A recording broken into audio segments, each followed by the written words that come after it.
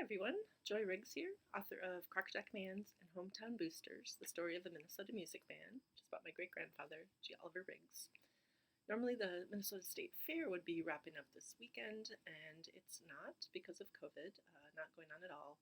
I know a lot of people are sad about that. My great-grandfather appeared in many state fairs in Minnesota and some other states too, so I've been thinking a lot about him and those events. He performed in the Montana State Fair many years ago with a cowboy band. He had a city band from Grand Forks that he took to the North Dakota State Fair one year, and they got to see Dan Patch and Minor Air, the two racehorses, have a race. Probably the most, probably the highlight of, I would say, the times that he was involved in a state fair performance was in 1922, so almost 100 years ago, when he took the Bemidji Boys Band to the Minnesota State Fair. And I write about that in chapter 12 of my book. And so since you can't attend the state fair, you'll just have to make your own cheese curds and pull up a chair, and you can listen to this little excerpt from chapter 12. And listen to the airplane overhead. It's just like you're outside. Okay.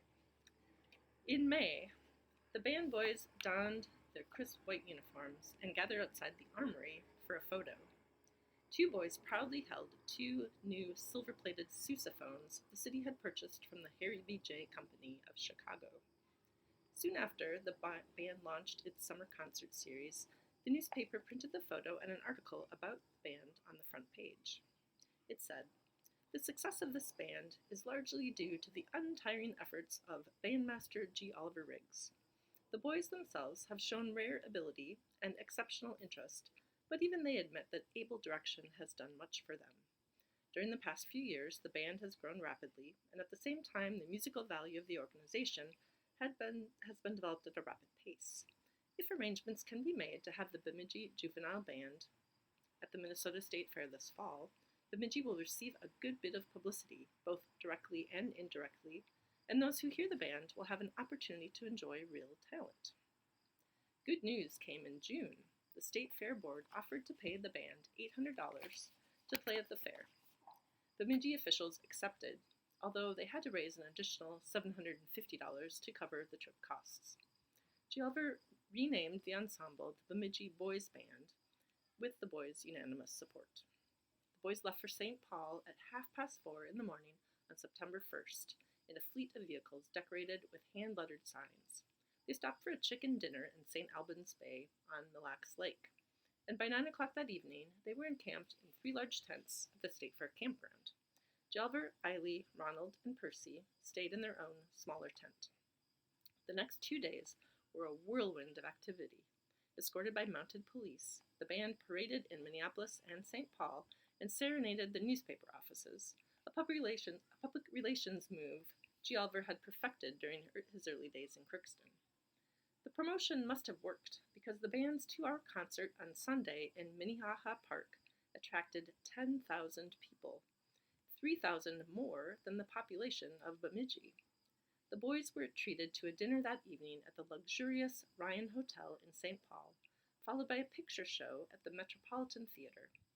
Later in the week, they received an encore dinner at the Ryan, followed by a show at the 2,500-seat Capitol Theater, the city's showiest movie theater. It was an eye-opening adventure for the boys. 10-year-old Basil Britton, the son of a teamster and the youngest bandsman, told the Minneapolis Reporter he had never seen a streetcar and had lived all his life in Bemidji, where I see buses. Their week of fair performances reached a climax on Friday when the boys played on an elevated platform in front of the grandstand as a special featured act.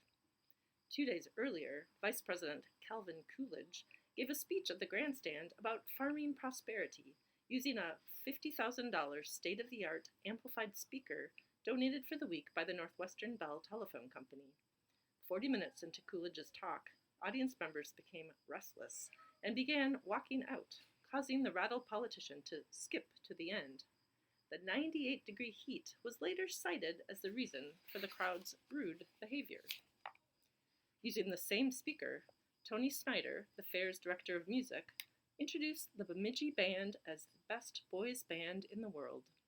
The crowd responded with a tremendous ovation and repeated the applause at the close of the band's performance. The boys returned to Bemidji late Saturday night.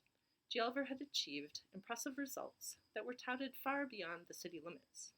An Indiana businessman wrote to the Bemidji newspaper saying, "The writer, among the many thousands who heard them play and saw them on parade, especially at night under the searchlight, will be a stronger booster for Bemidji, and we hope that the Fair Association will make arrangements to have the band back next year." In its promotional literature, the Harry B.J. Company included a photo of the band and touted Gialver as one of the most successful organizers and developers of boys' bands in the United States. The brochures were mailed to 100,000 customers nationwide. Gialver's feat was also noted by ambitious businessmen in St. Cloud, a city in central Minnesota with a long-established band tradition.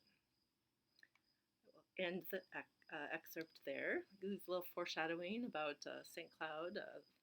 Maybe they're going to try to get him to come to their town. Yeah, you'll have to read the book to find out. Spoiler, it really does. Okay. Thanks for listening. Sorry if you are missing out on your state fair food and excitement. Hopefully they'll be there next year and there'll be some great musical acts to enjoy with your cheese curds. Thanks for listening.